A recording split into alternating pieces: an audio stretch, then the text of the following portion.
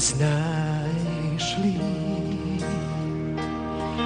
кога спиеш, колку ми не достигаш, како стража лежам, буден крај тебе, и ти бркам секи од пред очите. Знаеш ли, дека ти ги пеам нашите, преку твојот образ шетам прстиве, и ти цртам залез преку тревките. Знаеш ли, дека сите љубовни мелодии што ги пеам за тебе со години, дали знаеш дека се недоволни? Знаеш ли, дека малку ми е денот со тебе, па те крадам и во ноќта за себе.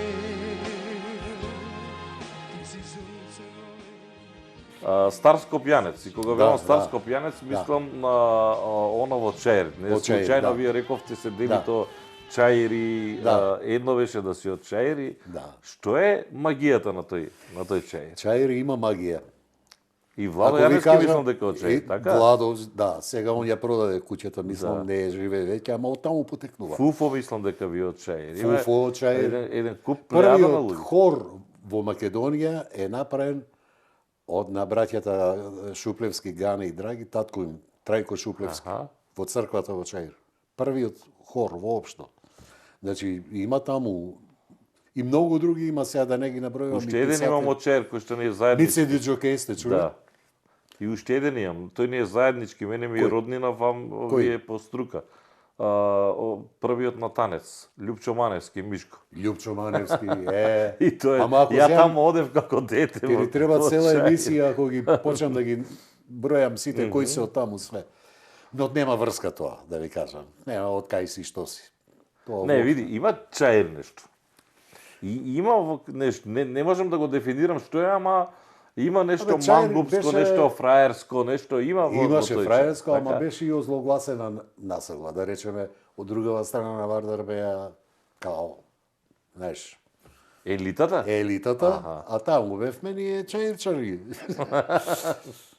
На улица Фанта игравме, Джамли и така натаму. Ама јас сега да отидам да ве прошетам, вие каде живеевте во Чаир? Одма до паркот. До паркот? Да. Кај стадионот што е? А моите братучеди уште живеат кај стадионот, спроти паркот во куќите стари. А вие во зградите? Ја во зграда живеам. Па ја таму како дете идев на распуст. Јас сум шкипинец, само таму идев кај Маневски што го зборувавме, бидејќи сме роднини, и таму игра, растевме ние таму кршеве. Таму со голуби, со џамли, со такви работи. Сега да ве однесам таму, сигурно ќе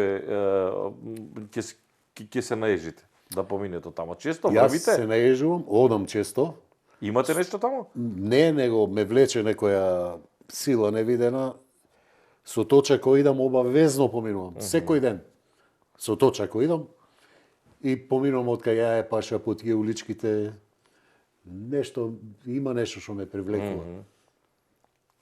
Уживам кога идам. Генерално, велите кога ќе дојдеме ние од другата страна на Вардар. Да. Ве перцепираа како едно чаирчени, но ве перцепираа како мангупиште или? Па не, ја не сум бил, ако мислите на мангуп, смисол да се тепам. Не. А како ќе дојдат сега види? Во тоа време не имало тепање, имало рок-н-рол, музика. Ми се смени животот кога се запиша во средна музичка школа, затоа што таму со мојата генерација другари почнавме да свириме многу, како да кажам, не академски, него посериозно да вежбаме и да ја учевме музиката како наука. И имав среќа да упаднам у еден од бендовите со Слободан Мицев, тој беше, за жал, почина пианист во биг бендот, со Љупчо Мирковски, кој што беше трубач. Вие може го знаете како диригент, он се пензионира како диригент.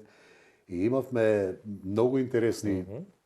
Ние бевме многу млади. Да речеме, свирев со Здравко Чорич 2 турнеи. Да? Со овај, да. Од бивша Југославија скоро да не постои пееш што не сме го прателе по турнеи.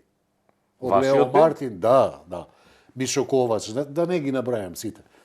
Но, сега тоа не го кажувам за друго нешто, него само да кажам дека имав среќа да упаднам со вистински музичари.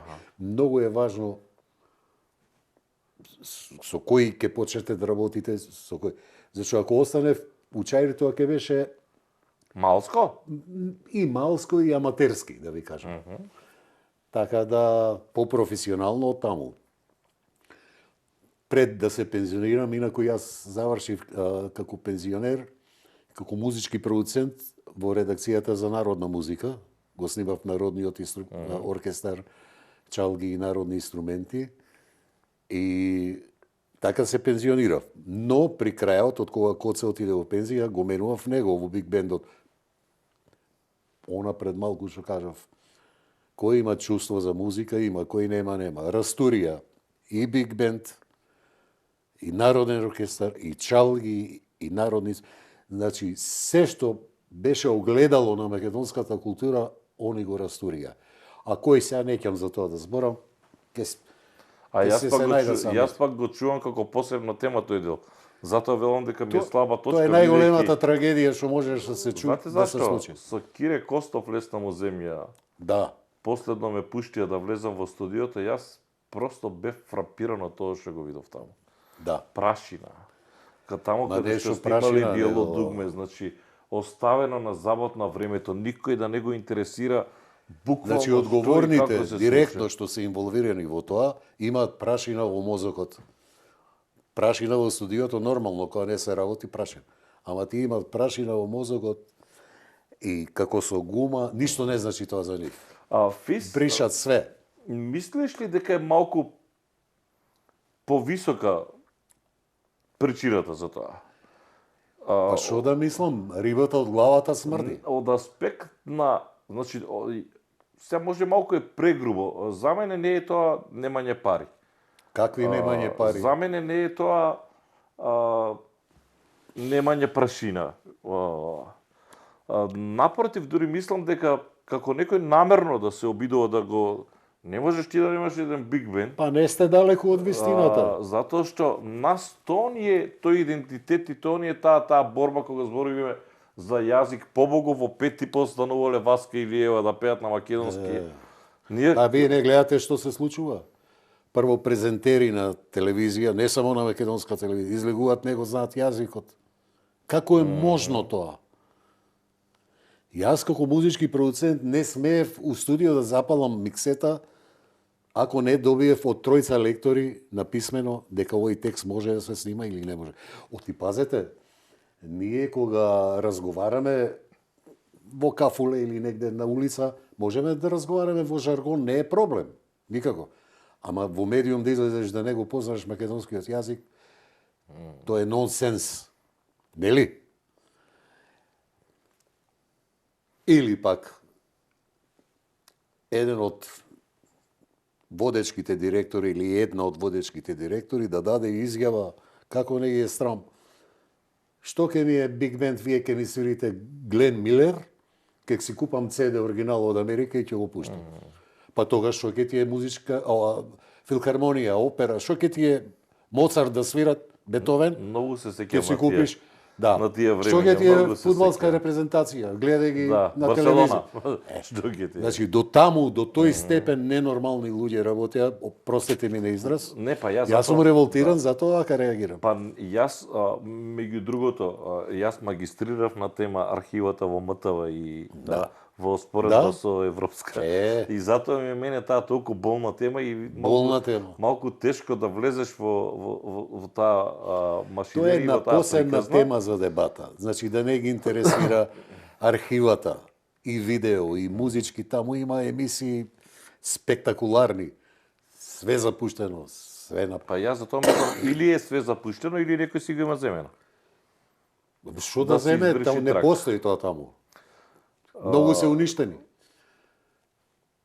Некој кажа дека некој македонско приватно радио пред многу години демек ги украло снимкиве народни, добро што ги украло, иначе не беше да постојат, човече.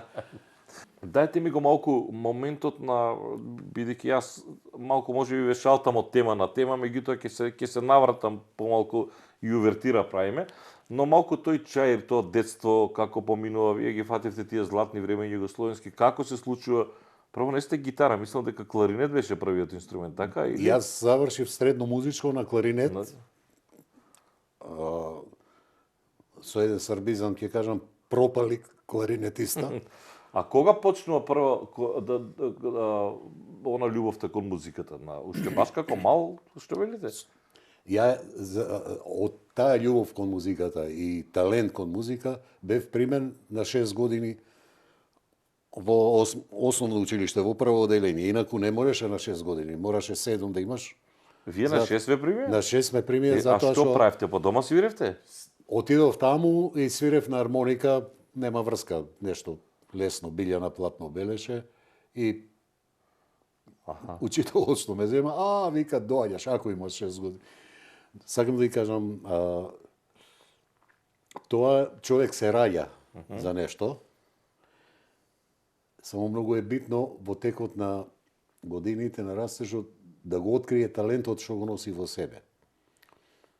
Мојот талент го открие моите родители. Нормално, јас како дете, таков сум се родил, не бев свесен. А игравте вака по улица? Со другари, со едно со Како не? Да? Па како не? Ти кажав. Джамбли, карти, кошарка. Мирно дете? Па мирен бев. Не бев некој ганстер, пошто за Чирчани имаше една изрека, ганстери овие се све тепачи, не знам, вакви, такви, нема врска, не е точно тоа ништо. Тоа се шире афери само. И така. Со Фуфо сме генерација. Татко ми и мој татко му на Фуфо беа први другари.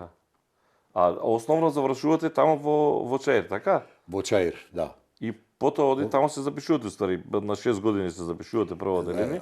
Уште во осмолетка, во 4-то деление, имав една многу мила наставничка, Цветанка Костадиновска, ме зема во оркестар.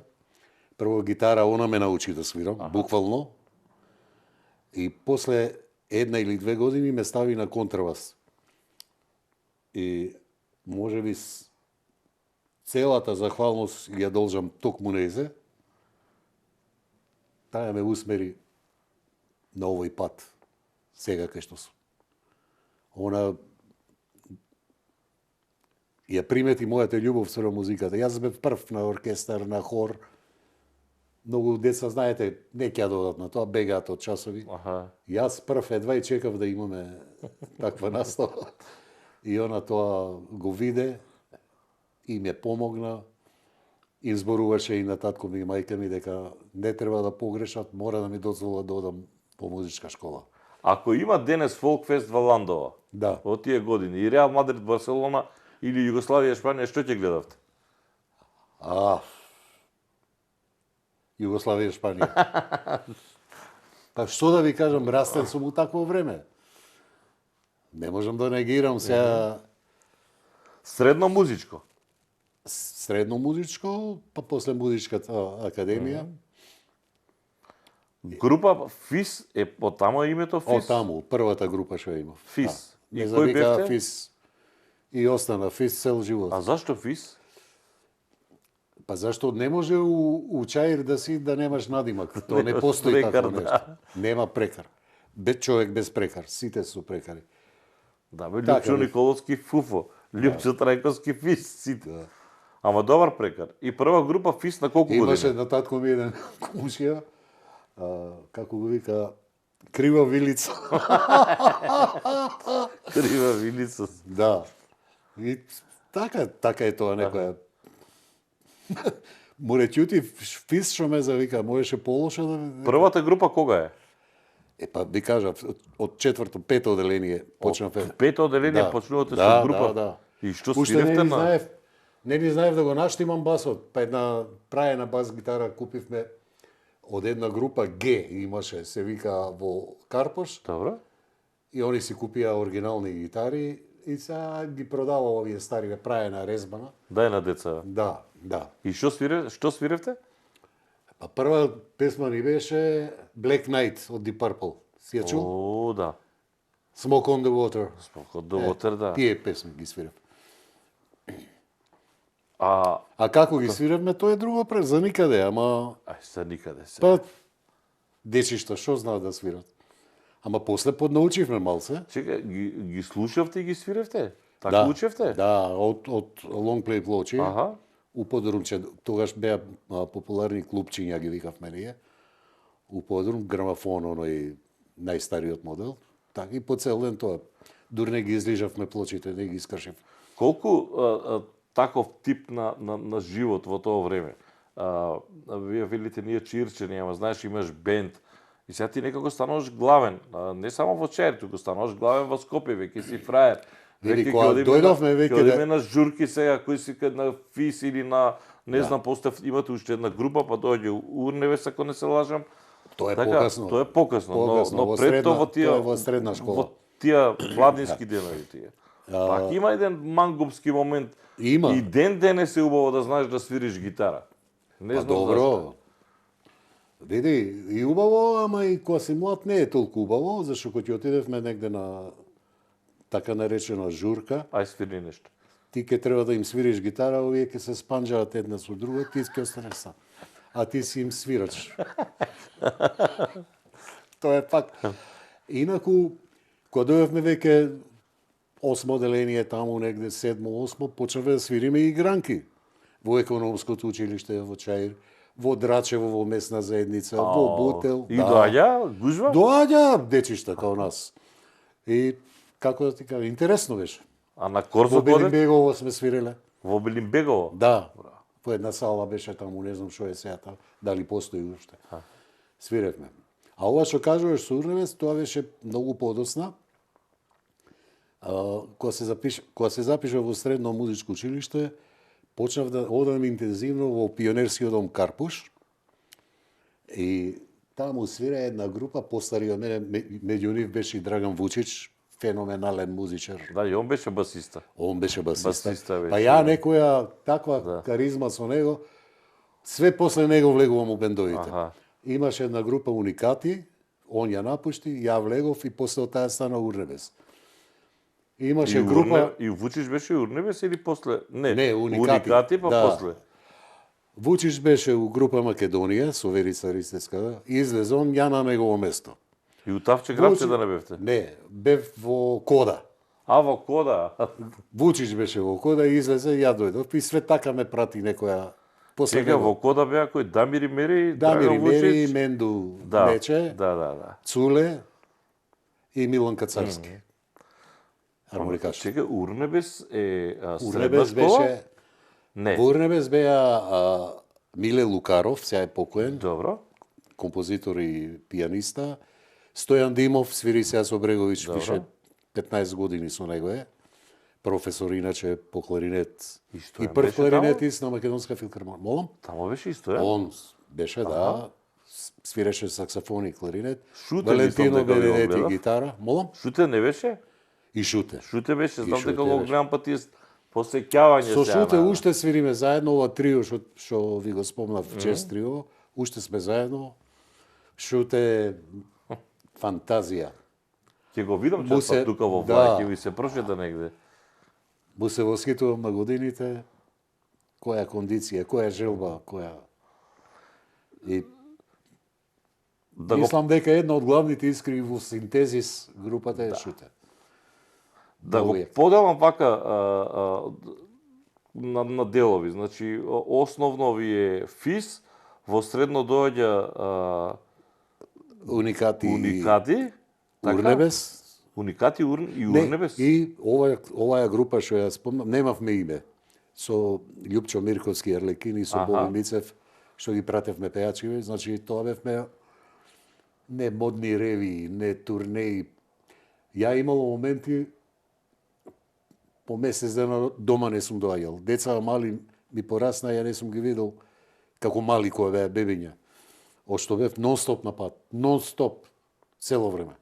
По турнеи? Да. На АПВ.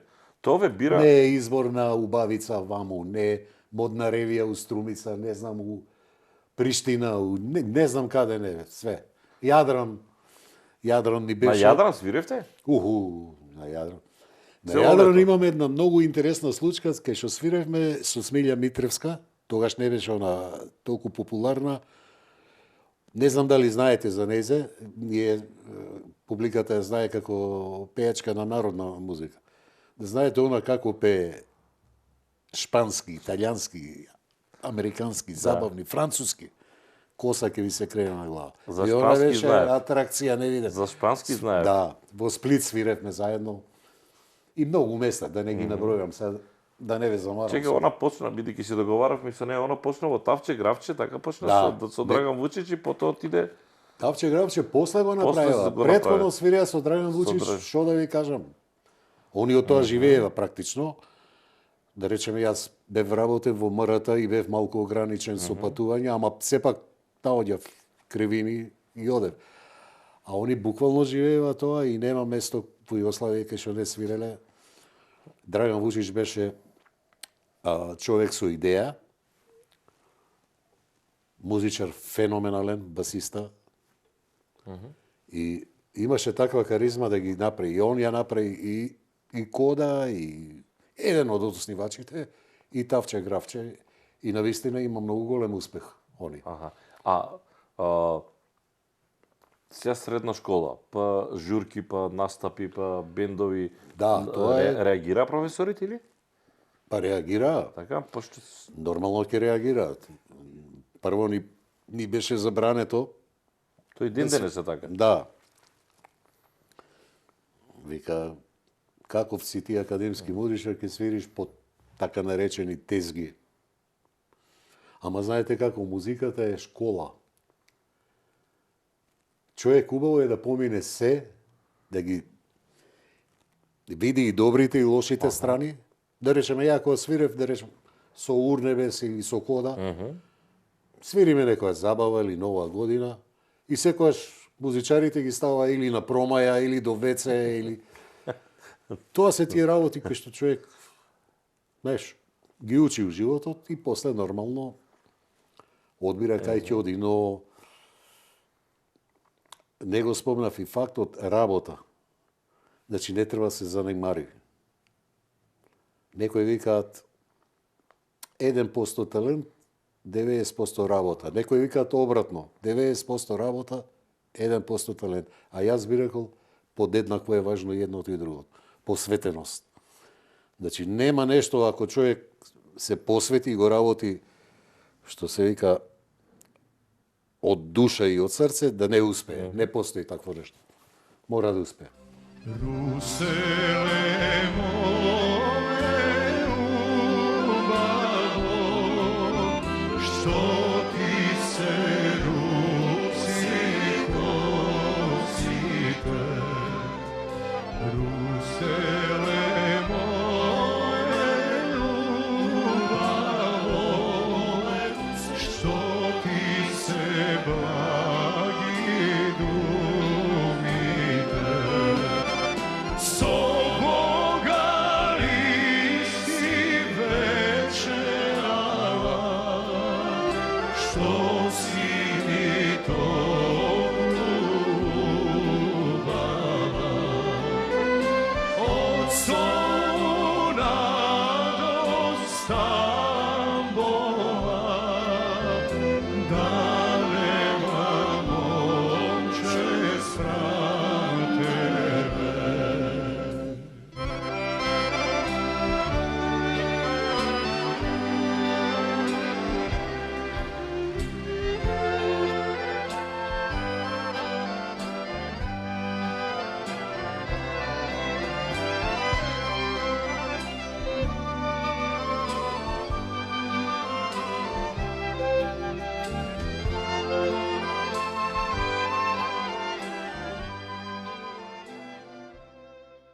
само дайте ми го моментот со Милан Бабич. Тоа е една песна која што и ден денес е кога и да ја пуштиш, значи нема кој не одлепува. Да. Дашка пееше на македонски, тогаш имав и тенденција Ја имам и во неколку со Макфест него. и во на Фолкфест и странци, оние кои што доаѓаат да пеат на македонски јазик. Прво, да ви кажам, тој беше извонредно, дури ненормално скромен човек.